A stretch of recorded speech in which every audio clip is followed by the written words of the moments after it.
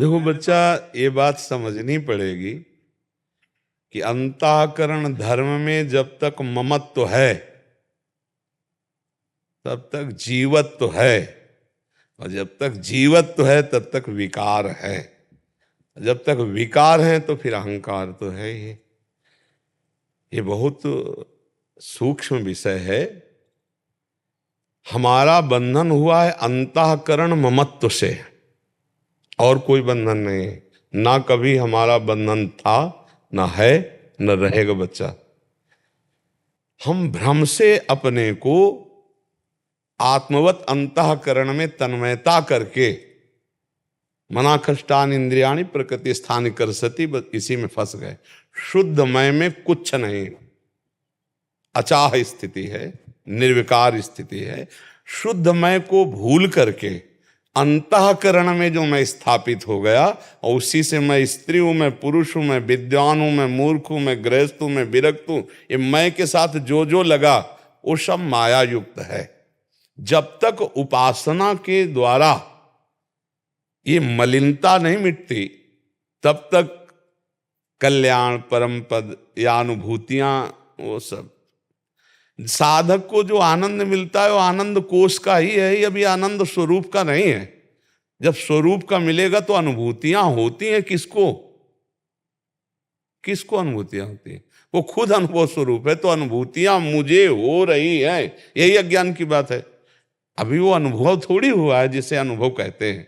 वो तो गुरु चरणों में बैठकर जब हम उपासना करते हैं, गुरु की लंगोटी धोते हैं, गुरु की चरण रज लगाते हैं, गुरु की आज्ञा में रहते हैं, तब देहाभिमान गलित होता है। मंत्र मूलम गुरु वाक्यम महावाक्यार्थस्य विचार्यताम। जब हम महापुरुषों के द्वारा दिए हुए सूत्रों का मनन करते हैं, तब एकांते सुखमाश्रिताम, एकांत में सुखासन में स्थित होकर वो अपने स्वरूप की तरफ जाता है। स्थूल शरीर, सूक्ष्म शरीर, कारण शरीर, ये तीनों माया रचित हैं, और इसी में मैं समा गया है भ्रमवश। कभी ग्रंथि नहीं पड़ी, पर पड़ गई ग्रंथि, यही जड़ चेतन ग्रंथि पड़ गई यद्यपि मृषा। अब देखो सच्ची बताओ, तुम लगता है ना तुम्हें कि तुम पुरुष हो? लगता है ना कि मैं देख रहा हूं, मैं भोग रहा हूं, मैं सुन रहा हूं? बिल्कुल नहीं। देखने का काम नेत्रेंद्रिय कर रही है, संकल्प बना रहा है मन। सुनने का काम श्रवणेंद्रिय कर रही, संकल्प बना रहा है मन, और निश्चय करा रही बुद्धि। हम कहीं है नहीं, और व्यर्थ में हम किए हुए हैं। इसीलिए अवश्य में भोक्तव्यम कृतम कर्म शुभाशुभम। उस अविनाशी चैतन्य घन को स्वयं में फंसा करके ये दुख सुख का भोग भोग रहा है। स्वाप्निक, सत्य नहीं है, स्वाप्निक सुख दुख। जैसे स्वप्न में हम देखा कि बहुत पिटाई हो रही है, अब पूजे जा रहे हैं, जगह तो न पिटाई थी न पूजा थी, है ना? ऐसे ही स्वाप्निक दुख सुख के मान अपमान के भ्रम में हम फंस गए, जबकि हम अब भी नहीं फंसे हैं, पर फंस गए। अब यही उपासना की तीक्ष्ण धार बनाकर विवेक की, ज्ञान की, और जो भ्रमात्मक बंधन उसे काट देते तो जीवन मुक्त हो गया। पर है बहुत कठिन, इसीलिए निरंतर नाम जप करो। पहले सद आचरण का कर्ता भाव, असद आचरण का त्याग, फिर सद आचरण से पवित्र हुआ कर्ता भाव का लय, साक्षी मात्र, तब जाके उसका अनुभव। अब चूंकि बहुत टेढ़ी खीर है, अभी कहाँ, अपने लोग तो बहुत दलदल में फंसे हुए हैं, जहां से बात कर रहे हैं बहुत ऊंची तो इसीलिए नाम जप करो, और पहले ये ठान लो कि शास्त्र विरुद्ध आचरण नहीं करेंगे। करो ये कर्ता भाव, असत का त्याग और सत कार्यों का अनुशीलन, सत कार्यों का अनुष्ठान, फिर सत कार्यों के कर्ता भाव का त्याग। तब अनुभूतियां अपने आप से अपने आप की होती है। अनुभूति मुझे किसी और की हो रही वो गलत है। अपने आप से अपने आप की अनुभूति होती है, कोई और नहीं है, कोई और नहीं, दूजो नहीं, द्वैत नहीं है, वो एक ही है। सोई जाने जे देहु जनाई, तो जानत तुम्हें तस्मित तज्जने भेदा अभावात। ब्रह्मविद ब्रह्मवि भवति।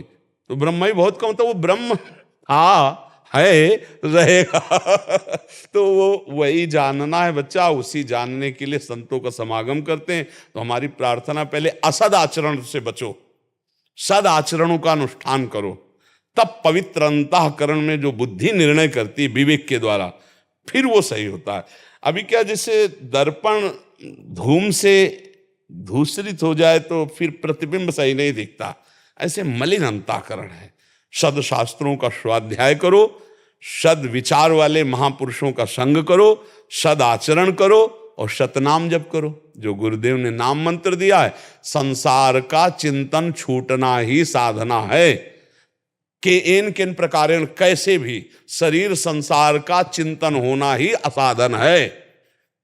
देखो, नींद में जो सुख मिलता है, तमोगुण में कोई सुख नहीं है, पर 6 घंटे संसार का चिंतन छूटा तो आप कहते हैं आहा, बहुत फ्रेश महसूस होता है। नहीं होता है कि आज बहुत सुखपूर्वक सोया, और समाधिस्थ पुरुष जागृत अवस्था में संसार का चिंतन छोड़कर परमात्म चिंतन, आत्मचिंतन में, तो उसको कैसा सुख प्राप्त होता होगा। ये तो तमोगुण जनित संसार का चिंतन छूट गया 6 घंटे के लिए, तो कितना आनंद महसूस होता है। और अगर परमात्म चिंतन करते हुए संसार का चिंतन छूट जाए तो चलते फिरते उठते बैठते हर समय समाधि है, हर समय परमानंद है। अब भाई थोड़ा ऊंचे उठो अध्यात्म में तो समझ पाओगे। क्यों, काशी से आए हो? हाँ, तो इसीलिए काशी की बात हो रही है। ठीक है, हाँ, नाम ये तो भूल जाओ कि अभी कोई अनुभूति हुई है। पीतल को सोना मत मान लेना, नहीं तो जौहरी के पास वो सोने के भाव नहीं बिकेगा, पीतले के भाव बिकेगा। कहीं अज्ञान को ज्ञान न मान लिया जाए। शुद्ध ज्ञान जब होगा, किसी और का नहीं होता, अपने आप का ज्ञान होता है। अपने आप का हो जाए तो परमात्मा खो जाएगा, परमात्मा खो जाए तो अपने आप का हो जाएगा, दोनों एक ही। मम दर्शन फल परम अनूपा, और जीव पाओ निज सहज स्वरूपा। और स्वरूप में आ जाओ तो परमात्मा साक्षात्कार, परमात्मा साक्षात्कार करो तो स्वरूप, क्योंकि आत्मा और परमात्मा में अभेद स्थिति है, वहां भेद नहीं है। समझ पा रहे?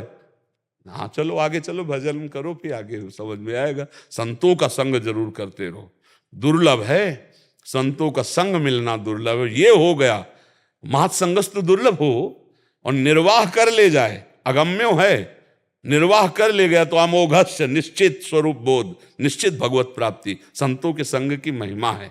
मति कीरति गति भूति भलाई, जब जेह जतन जहां जे पाई, सो जानो सत्संग प्रभाऊ, लोकों वेद न आनु पाओ। बड़े बड़े साधनों में जो बल नहीं वो सत्संग में है।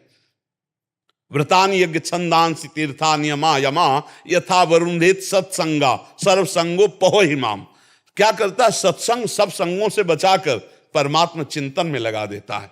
इसीलिए बड़े बड़े व्रत, यज्ञ, वेदाध्ययन और बड़े बड़े धर्मानुष्ठानों से जो लाभ नहीं मिलता, वो भगवत बोध संपन्न ज्ञानी महापुरुषों के चरणों में बैठने से प्राप्त हो जाता है। तात स्वर्ग अपवर्ग सुख धरी, तुलाए कंग तुलनताय सकल मिल, जो सुख लव सत्संग। संत महापुरुषों का संग, सत्संग किसे कहते हैं? जहां बैठने मात्र से अपने दोष दिखाई देने लगे, जहां बैठने मात्र से अपने को भगवत प्राप्ति की जिज्ञासा, जहां बैठने मात्र से हमारा क्या स्वरूप है, हमारा क्यों जन्म हुआ, ऐसे प्रश्न उठने लगे, वो सत्संग है। जहां धर्म अर्थ काम तीनों से रति हट जाए, केवल मोक्षाभिलाषा जागृत हो, केवल भगवत प्रेम की बात जागृत हो, तो जान लो सत्संग हो गया, सत्संग। और जहां कुसंग होगा, वहां अर्थ की प्रधानता, भोगों की प्रधानता, नाना प्रकार के मान प्रतिष्ठा की बाहुल्यता, ये सब कुसंग है। सत्संग संस्कृति कर अंता, बड़े भाग पाइप सत्संगा, तो बिना प्रयास होई भव भंगा। ये केवल भगवत प्राप्ति, संत संग का मतलब है भगवत प्राप्ति। संत संग हो गया, इसका मतलब है कि हमें अब निश्चित भगवत प्राप्ति होगी। अमोघस्य, अगर संत संग मिलने पर भी भगवत प्राप्ति न हो, तब तो फिर दुर्भाग्य है। फिर कहां भगवत प्राप्ति होगी, किस मार्ग से होगी? भगवत प्राप्ति का सहज सुलभ सरस मार्ग है भगवत प्रेमी महात्मा, भगवत बोध संपन्न महात्मा का साक्षात्कार हो जाए, उनका संग हो जाए, निश्चित भगवत प्राप्ति हो। तो आप तो काशी में रहते हो, ज्ञानियों की नगरी है, जहाँ का सोहनी लगाने वाला, झाड़ू लगाने वाला भी वेदांतदर्शी है। काशी है, वंदे बोधमयं नित्यम गुरुम शंकर रूपिणम। हाँ, भगवान शंकर समस्त गुरुओं के गुरु हैं। आनंदवन है काशी, सानंदमानंद वने वसंतम आनंद कंदम हृत पाप वृंदम वाराणसी नाथम अनाथ नाथम श्री विश्वनाथम शरणम प्रपद्ये। आनंदवन जैसे वृंदावन तो काशी आनंदवन है। हाँ, काशी आनंदवन है। आनंदवन में रहकर आनंद से कैसे वंचित रह जाओगे। वहां विश्वनाथ जी के दर्शन करने जाते हो है? हाँ, विश्वनाथ जी के दर्शन करो, सत्संग सुनो और स्मरण करो। संसारिक स्मरण छूटे बस सब। यस स्मरण मात्रेण जन्म संसार बंधनात् विमुच्यते नमस्तस्मै विष्णवे प्रभु विष्णवे। ये स्मरण का महत्व है। जिनका स्मरण मात्र संसार चक्र से निवृत्त कर देता है, वो भगवान, वो श्री हरि, वो श्री हर, वो एक ही है। स्मरण करो, वही अपने स्वरूप का बोध करा देंगे।